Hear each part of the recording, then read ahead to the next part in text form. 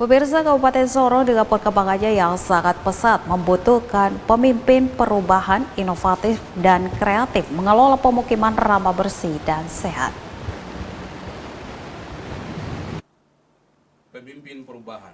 Demikian dikatakan PJ Bupati Yan Pietmoso menanggapi gagasan inovatif reformer PKN tingkat 2 angkatan pertama tahun 2023 Markus Karat yang berinisiatif melakukan perubahan untuk mensejahterakan masyarakat dengan strategi pengolahan limbah tinja mewujudkan lingkungan pemukiman ramah bersih dan sehat. Proyek perubahan reformer Markus Karat diakui PJ Bupati dapat memberi pemahaman dan mengubah cara berpikir masyarakat mengelola limbah tinja yang baik dan benar untuk menciptakan lingkungan pemukiman aman, bersih, sehat, dan asri. Pimpinan dan pemimpin hari ini dalam pemerintahan membutuhkan pemimpin perubahan, pemimpin inovatif, dan pemimpin yang kreatif di dalam mengelola organisasi dan pemerintahan kepada sebuah areal perubahan untuk kesejahteraan masyarakat di wilayah pemerintahan Kabupaten Sorong. Sehubungan dengan itu,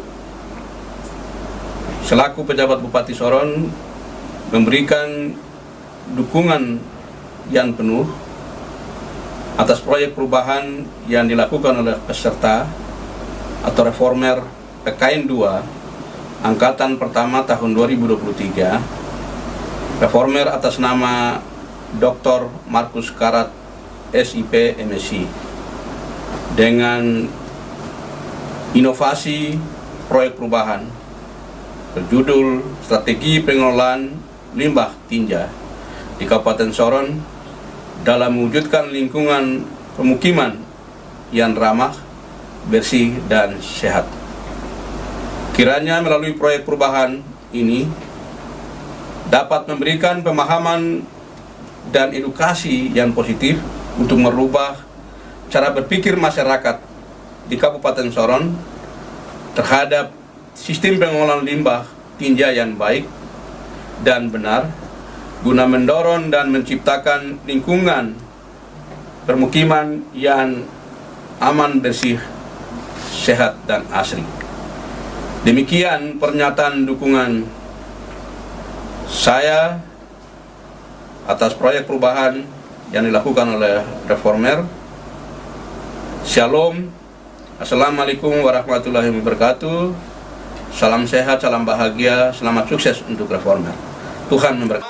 Reformer Markus Karat menyebut posisi septic tank di kawasan pemukiman kota dan Kabupaten Sorong dinilai amburadul sehingga mendorong dirinya berinovasi menertibkan limbah tinja yang masih dianggap sepele agar bisa mendukung keluarga aman, bersih, dan asri. Pemukiman yang tidak terkendali itu kita bangunnya berantakan sehingga posisi untuk membuat septic tank itu jadi penempatannya itu tidak sesuai dengan posisi luasan rumah. Padahal kita juga harus mengkonsumsi air dari air tanah.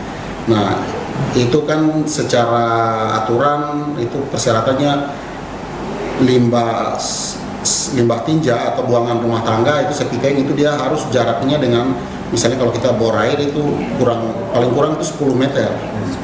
Nah, ini akan berpotensi untuk mencemari air bawah tanah.